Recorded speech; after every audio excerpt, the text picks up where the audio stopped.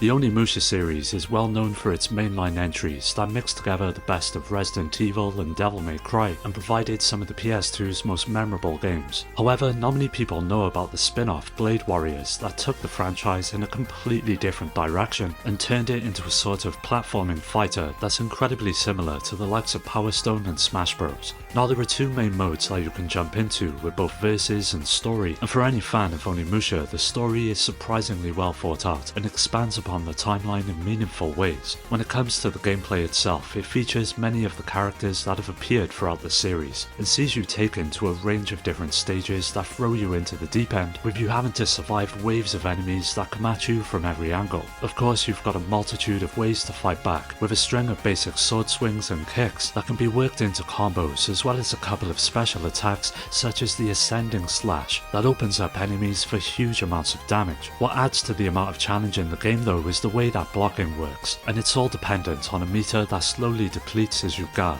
This ensures that you can't just stand still and sees you also having to use the environment, which is made up of several planes, allowing you to jump between them to evade attacks. Adding to the chaos are several items that can be picked up, from bombs to long swords and even machine guns that really help out in a tight spot. And of course, absorbing souls is still a central aspect of the game, which contributes to your overall power, health and speed by being able to use them to upgrade your stats in between fights. So if you're a fan of the series and are on the lookout for a new multiplayer game on the PlayStation 2, Blade Warriors is definitely worth a go.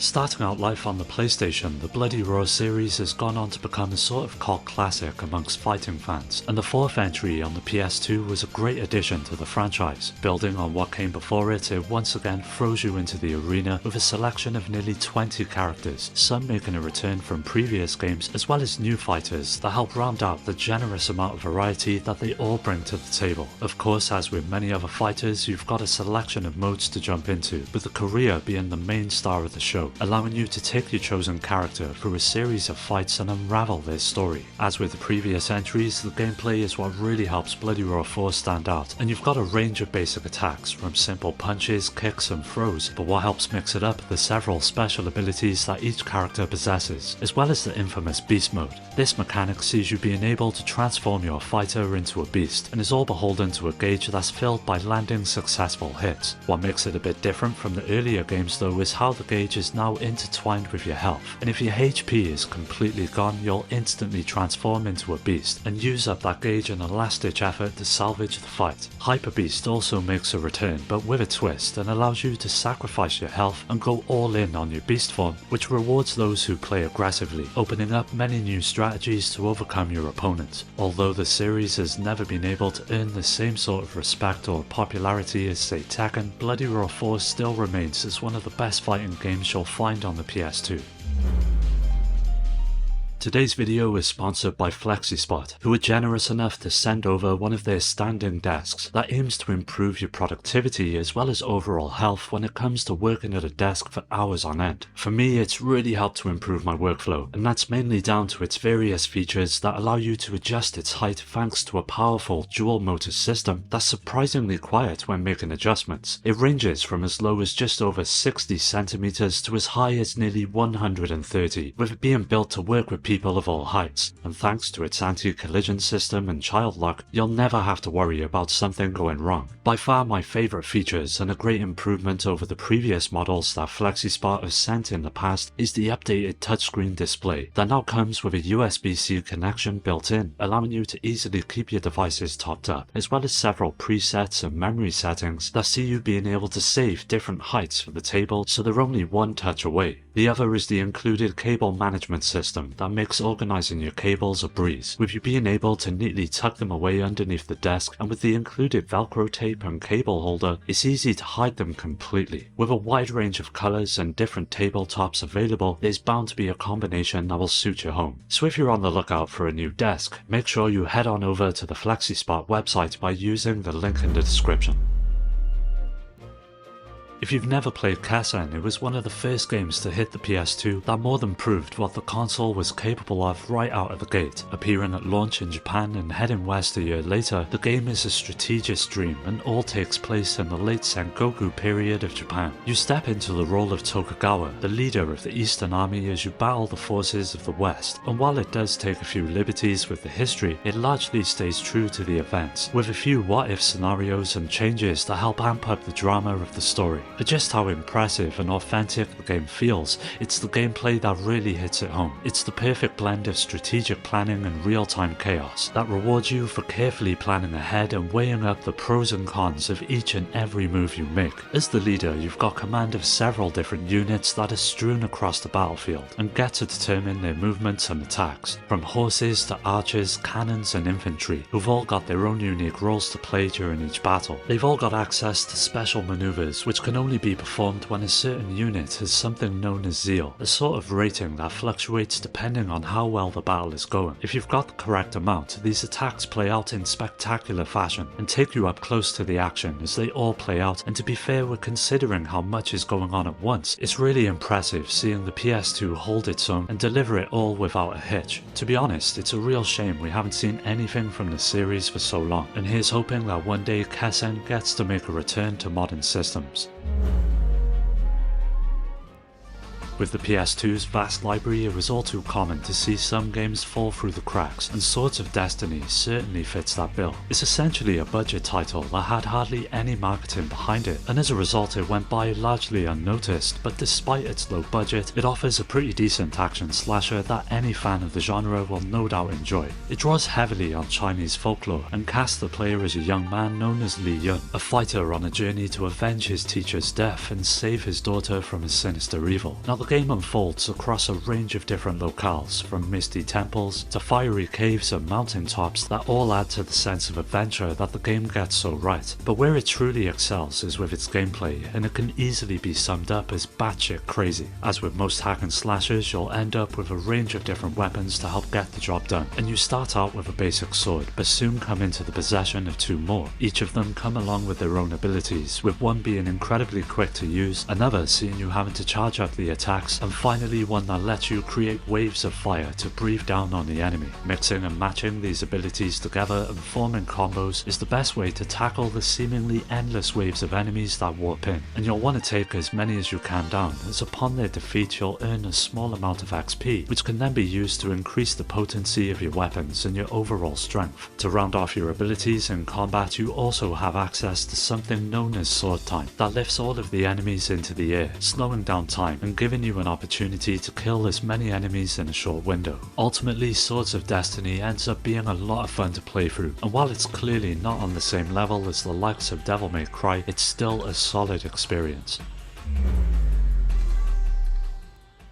Namco X Capcom is the precursor to the often overlooked Project X Zone series on the 3DS, and brings together many characters from the company's games into a tactical RPG. First up, the story is a huge highlight, and the interactions between characters from vastly different worlds are often hilarious and heartfelt, making for an experience that feels both light-hearted but grand in its scope. The gameplay offers turn-based tactical combat with a unique action-driven twist. Each of the battles is an exciting mix of strategy and fast-paced combo execution, where timing and positioning are crucial to your success. By navigating the battlefield correctly, it's possible to get the upper hand on the enemy, and once you choose to attack, you're taken to a separate screen that sees you having to choose from various different moves assigned to the D-pad and face buttons. All of these moves can be linked together to perform combos just like a fighting game, and if carried out correctly, you'll be rewarded in several ways. From dealing increased amounts of damage or earning items to be used later, it really pushes you to get used to the system.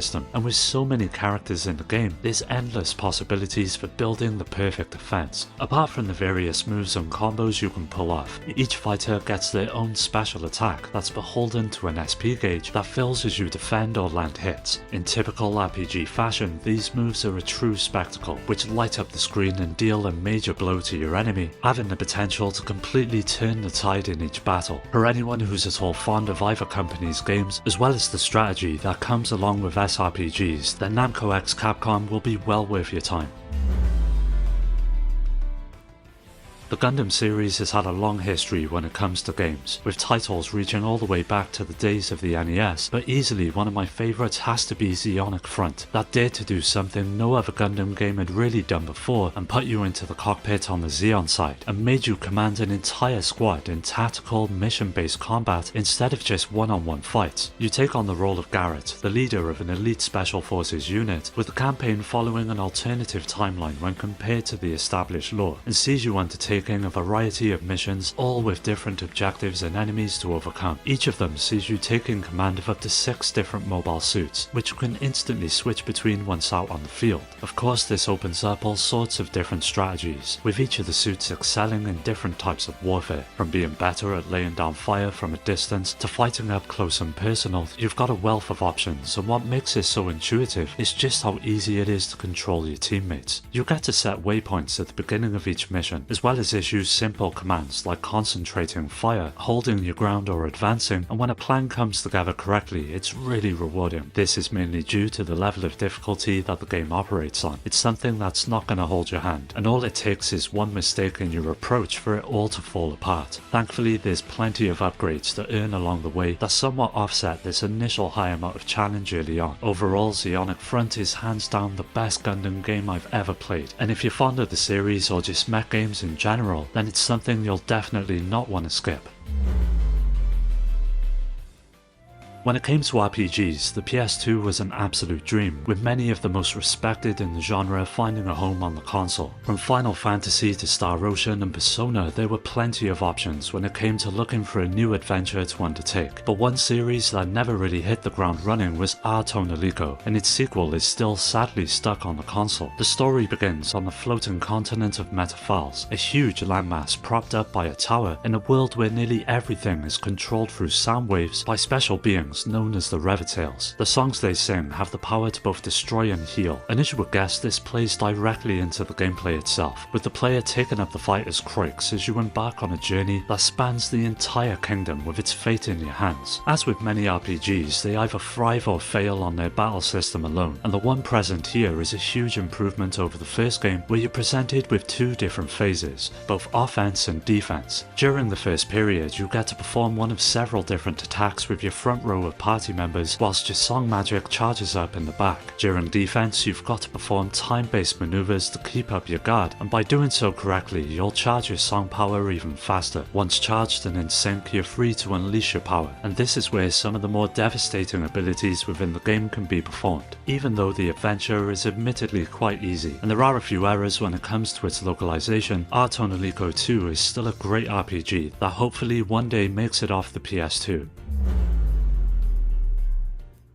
Capcom are well known when it comes to the world of horror, with huge hits like Dino Crisis and Resident Evil, but Haunting Ground stands as one of their forgotten masterpieces that is sadly all but being abandoned by the company. You play the part of Fiona, a young woman who finds herself waking up in a mysterious castle with no memory of how she arrived. You soon learn that her parents have passed away, and the castle itself is a part of her inheritance, but after coming into contact with its various residents, it's clear Fiona's only goal is to get the hell out of there. What makes the game so scary is that unlike many other survival horrors, you don't exactly get any weapons to fight back with, well apart from a few stones or frying pans that don't exactly get the job done. Instead, the game is all about evading and something known as the panic system that affects nearly everything you'll do in the game. It works as a sort of fear meter that replaces the traditional health bar that once filled can result in Fiona fainting or slowing down, making you far more vulnerable to the castle's threats. There's various factors that affect its growth, from being close to one of the many stalkers throughout the castle, to inspecting bloody horrors or running for extended periods of time. To offset the challenge, you soon meet a 4-legged friend known as Huey, who gives you more than a fighting chance to survive. You're able to issue him several commands, from attacking the enemies to searching for items and healing, that over the course of the game results in a real bond being formed. With its multiple endings and several secrets to be unlocked, Haunting Ground is a game that'll likely keep you busy for some time, so if you can find it for a decent price or are just looking for something new to emulate, Haunting Ground is definitely worth it. The Siren games have always had to live in the shadows of the likes of Resident Evil and Silent Hill, but have gone on to become some of the most underrated horror games in recent memory. Without spoiling the story too much, it all revolves around just over 10 different characters, from soldiers to journalists and children, who find themselves stranded in an isolated town after a wave hit their ferry, resulting in them all waking up on the island and having to figure out a way to not only survive but find a way home. Now the game is split up into a series of replayable missions that see you filling the role of one of these characters as you set out to achieve a range of different objectives, with the gameplay relying heavily on stealth and puzzle solving to move the game forward. As you would guess, you're not alone on the island, and apart from the other survivors, it's filled with untold dread. May that be the several types of enemies that roam the streets, or the environment itself that's dingy and downright bleak and ends up feeling quite oppressive as you move through it. Making a return from the first game is the sight-jacking mechanic that allows you to possess enemies' vision to scout paths forward, set off traps, or in some cases completely control the enemy. Aside from that, you get a good selection of weapons that can be picked up along the way. But as I mentioned, stealth is the order of the day, and 9 times out of 10 it's better to just quietly sneak by or slip away instead of risking a full-on fight, although it doesn't possess the same amount of polish of some of its competitors. Forbidden Siren 2 will crawl under your skin and no doubt leave you on the edge of your seat with each and every playthrough. The Suikoden games are amongst some of the most celebrated RPGs of all time, but the fourth entry often gets a bad rap for deciding to do things a bit differently, but going back to it all of these years later, it manages to stand the test of time and offer one of the best role-playing experiences you can have on the PS2. It serves as a prequel to the first game in the series and sees you taking up the role of Lazio, a young knight from a distant island who comes into contact with a mysterious rune that's said to bring nothing but misfortune and suffering to the person who wields it. This is where the journey begins, and you set out to unravel the secrets of the rune against the backdrop of several island nations on the brink of war. Now the biggest change from the previous games is how you explore the world, and with it being split up into a series of islands instead of just one landmass, you get to sail the seas through the use of your ship that acts as a sort of base of operations. What didn't change though was the focus on the Stars of Destiny, which sees you being able to recruit just over 100 characters to your cause, with them all having fleshed out stories of their own that help enrich the world in which the game takes place. Of course, battles are just as important, and instead of having a party of 6, it's now cut down to 4. That makes each encounter a bit more streamlined when compared to the previous games, where you're given a wealth of abilities for each character to perform, as well as the signature combination attacks that help to make short work of the enemy. Even though it's not perfect and there are a few flaws, Suikoden IV is still a worthy RPG to go back to. There's enough here that any RPG fan will enjoy. Well, that does it for today's video, so don't forget to subscribe and hit that bell to get notified about new videos. And you can also follow me on all of the socials, which are linked below, to stay up to date, and also join my growing community on Discord to meet many like-minded gamers to continue the conversation with. I'd like to give a special shout out to my Patreon supporters: Rhino, Skilljim, Shuden, Richard, Amy, Daniel, Dio, Road Rage, Strider, Pierre, Affinium Mind, Carl, Awesome Jacket Dude, Maximus, Scott, Alfred, Terry, Ryan, Alex, GameCube Galaxy, Fake, and Paddy J for their continued support that helps make these videos possible. If you're interested in joining my Discord or supporting the channel through Patreon, you'll find all of these links down below. As always, thanks for taking the time to watch the video. I'll catch you next time.